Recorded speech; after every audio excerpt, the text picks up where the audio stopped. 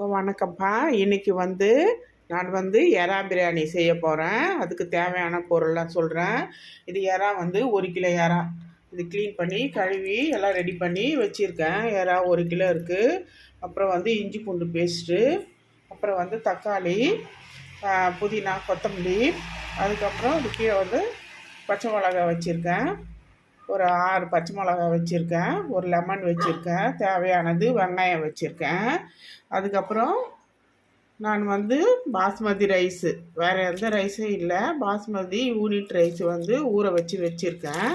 இப்போ தாளிப்பு கொடுக்கறதுக்கு பட்டை, லவங்கம், ஏலக்காய், கொஞ்சம் சோம்பு, அன்னாச்சி பூவு எல்லாம் வச்சுருக்கேன். இப்போது தேவையானது இப்போது ஒரு பாத்திரத்தை வச்சுருக்கேன். இப்போ எண்ணெய் ஊற்றிக்கலாம்.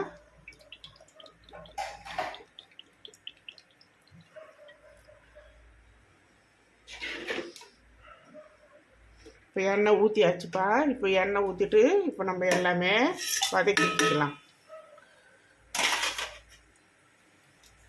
இப்போ வெங்காயம் போட்டுட்டு, அதுக்கப்புறம் தக்காளி போட்டுட்டு, அதுக்கப்புறம் இஞ்சி பூண்டு பேஸ்ட்டு போட்டுட்டு எல்லாத்தையும் நல்லா வதக்கிட்டோம்.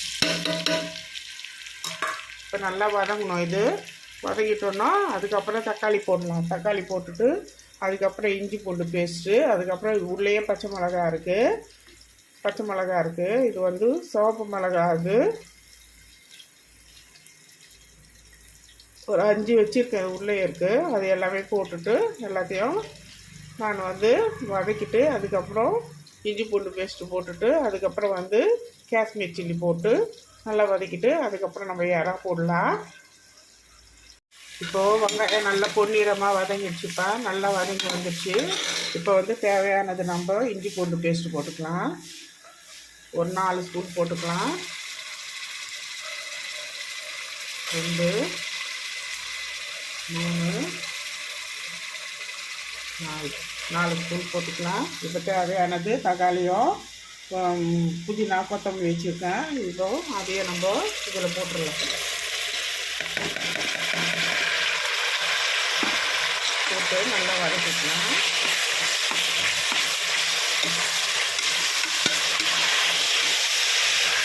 இப்போ தேவையானது இதில் உப்பு போட்டுட்டேன். இப்போ தக்காளி நல்லா மேஷ் ஆகிறதுக்கு உப்பு போட்டுட்டேன். இப்போ உப்பு போட்டதுனால இப்போ நல்லா கொஞ்சம் தண்ணி பதத்தில் அதுக்கப்புறம் நல்லா வதங்கிடும். இது நல்லா வதங்கட்டும். இப்போது தக்காளி நல்லா வதங்கி வருதுப்பா. இப்போது தக்காளி நல்லா வதங்கி வந்துச்சு. இப்போ நம்ம தேவையானது காஷ்மீர் மிளகாய் தூள் போட்டுக்கலாம். உங்களுக்கு எவ்வளோ காரம் வேணுமோ அதுக்கேற்ற மாதிரி போட்டுக்கோங்க. நான் ஒரு 3 ஸ்பூன் போடுறேன். 3 ஸ்பூன் போட்டேன் நான். இப்போ போட்டுட்டு நல்லா நம்ம கலரி விடலாம். கலரே பாருங்கள் எவ்வளோ கலர்ஃபுல்லாக கலராகிடும் நல்லா. இப்போ நல்லா தக்காளி நல்லா இன்னும் கொஞ்சம் கரையணும். நல்லா கரைஞ்சி வரட்டும். அதுக்கப்புறம் நம்ம எறா போட்டுக்கலாம். நல்லா கரைஞ்சி வந்துச்சு. இப்போ நம்ம எறா போட்டுக்கலாம். நல்லா கரைஞ்சி வரட்டும். வந்தோன்னா நம்ம எறா போட்டுக்கலாம். இப்போது தக்காளி நல்லா கரைஞ்சி நல்லா வந்துச்சுப்பா. நல்லா மேஷ் ஆகிடுச்சு தக்காளி. இங்கே பாருங்க நல்லா கலந்து நல்லா வந்துடுச்சு. இப்போ நம்ம என்ன பண்ணலாம், இப்போது தேவைக்கு இப்போது தயிர் கொஞ்சம் ஊற்றிக்கலாம். தேவையானது தயிர் கொஞ்சம் ஊற்றிக்கலாம்.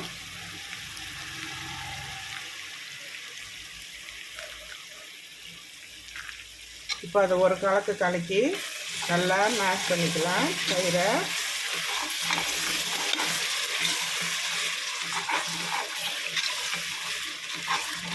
இப்போது தேவையானது இப்போது எறா வச்சுருக்கேன். இப்போ இந்த எறாவை என்ன பண்ணுறேன், இப்போது நான் அதில் கிரேவியில் இந்த நம்ம எல்லாம் கிரேவி பண்ணி வச்சுருக்கோம்ல, அதில் கிரேவியில் நம்ம போட்டுக்கலாம். எவ்வளோ க்ளீனாக இருக்குது பாருங்கள். அது உள்ளே இருக்கிறதெல்லாம் அந்த குடம்லாம் எடுத்துடணும். அப்போ தான் அந்த நரன்னு இருக்காது. ஃபுட் பாய்சன் எதுவும் ஆகாது நமக்கு வயிற்றுக்கு. அதை எடுத்துருங்க தயவுசெய்து. இப்போ நான் எறா போட்டுக்கிறேன்.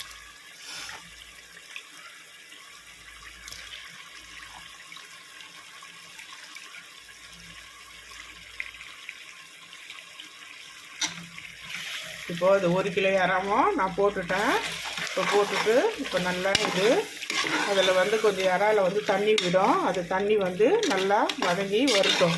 ஒரு ஒரு 5 நிமிஷம் 10 நிமிஷத்துக்கு அதில் தண்ணி வதங்கி வந்தோன்னா நம்ம தேவையானது அளந்து வச்சு நம்ம தண்ணி ஊற்றிக்கலாம். இப்போ வந்து ஒரு லெமன் வச்சுருக்கேன், அந்த ஒரு லெமனை பிழிஞ்சிக்கலாம். அதில் இப்போ காரம் புளிப்பு எல்லாமே அதில் வந்து நல்லா சேர்ந்து நல்லா டேஸ்ட் நல்லாயிருக்கும். இப்போ வந்து ஒரு லெமனை பிழிஞ்சிச்சு.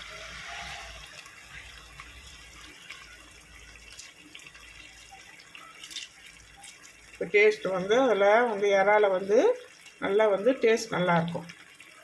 இப்போ அந்த புளிப்பு தயிர் காஷ்மீர் சில்லிலாம் போட்டிருக்கோம்ல, அது எல்லாம் வந்து நல்லா சேர்ந்து நல்லா வரணும். இப்போ அது ஒரு 10 நிமிஷத்துக்கு அந்த தண்ணி விட்டுட்டு அது நல்லா கிரேவியாக வந்தோன்னா நம்ம அளந்து தண்ணி ஊற்றிக்கலாம். உப்பு நான் ஏற்கனவே போட்டுட்டேன். இப்போ வந்து தேவையானது வந்து ரோஸ் வாட்டர் வச்சுருக்கேன். இது வந்து ரோஸ் வாட்டர். இது நான் தேவையானது அது ஊற்றுறேன். ஒரு 2 மூடி தேவையானது ஊற்றியாச்சு. வீட்டில் இருந்தால் ஊற்றுங்க, இல்லைன்னா விட்டுருங்க, ஒன்றும் பிரச்சனை இல்லை. இப்போ இறா நல்லா வெந்துடுச்சுப்பா. ஒரு 10 நிமிஷத்துக்கு நல்லா இறா வெந்து வந்துடுச்சு. இப்போ நம்ம தேவையானது இப்போ அளந்து வச்சுருக்கோம்ல தண்ணி நம்ம ஊற்றிக்கலாம். லெமன் போட்டேன், தயிர் போட்டேன், உப்பு போட்டேன், எல்லாமே போட்டுட்டேன். இப்போ நல்லா வதங்கி நல்லா சுருளாக ஆயிடுச்சு இப்போ இறா. இப்போ நம்ம வந்து தேவையானது இப்போ தண்ணி ஊற்றிக்கலாம். இதில் கொஞ்சம் தண்ணி விட்டுருக்கு பாருங்க. ஏன்னா இறால வந்து எப்போவுமே தண்ணி விடும். அதனால் வந்து அளவுக்கு வந்து பார்த்து ஊற்றிக்கோங்க தண்ணி. 1க்கு 1.5. இப்போது நான் தண்ணி வச்சுருக்கேன். இப்போ தேவையானது தண்ணி ஊற்றிக்கலாம். இப்போது தண்ணி ஊற்றி கொதிக்கணும். கொதிச்சோன்னா நம்ம உப்பு பார்த்துட்டு அதுக்கப்புறம் அரிசி போட்டுக்கலாம். இப்போ நல்லா கொதிச்சு நல்லா வரணும். கொதிச்சு வந்தோன்னா நம்ம உப்பு எப்படின்னு பார்த்துட்டு அதுக்கப்புறம் அரிசி போட்டுக்கலாம். இப்போ நல்லா கொதிக்கிட்டோம். அரிசியும் நல்லா ஊறிடுச்சு. நல்லா ஊறி நல்லா பதமாக வந்துடுச்சு. இப்போ நம்ம தண்ணி கொதிச்சு ரெடி ஆகிட்டோன்னா நம்ம அரிசி போட்டுக்கலாம். இப்போ நல்லா கொதிச்சிச்சுப்பா. இப்போ நல்லா கொதிச்சு வந்துடுச்சு. இப்போ நம்ம வந்து அரிசி போட்டுக்கலாம். இப்போ நல்லா கொதிச்சு நல்லா வெந்துடுச்சு. வேற நல்லா கொதிச்சு வந்துடுச்சு. இப்போ நீங்கள் உப்பு எவ்வளோன்ட்டு தேவையை பார்த்துட்டு இப்போது அரிசி நம்ம போட்டு, நான் வந்து டம்மு தான் போட போகிறேன். நீங்கள் விசில் வேணாலும் விசில் அதுக்கேற்ற மாதிரி விட்டுக்குங்க. நான் வந்து அரிசி போட்டுட்டு அதுக்கப்புறம் உங்களுக்கு டம்மு போட்டுடுறேன். தேவையானது அரிசி போட்டுடுறேன். 1 கிலோ இறாக்கு 3/4 கிலோ அரிசி போடுறேன் நான். எவ்வளோ கலராக எவ்வளோ நல்லா வந்துடுச்சு பாருங்கள். அவ்வளோதான்.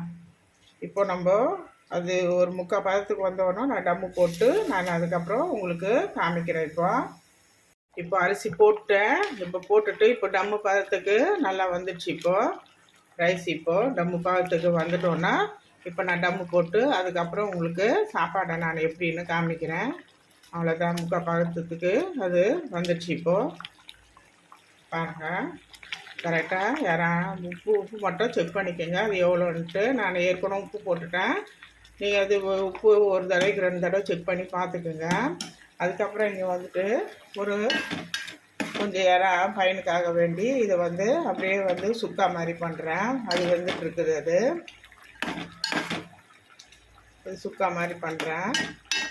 அது கொஞ்சம் போட்டு பையனுக்காக ஃப்ரை அது வேகுது. அது இப்போது தேவையானது இப்போது நம்ம நெய் கொஞ்சம் ஊற்றிக்கலாம். இப்போ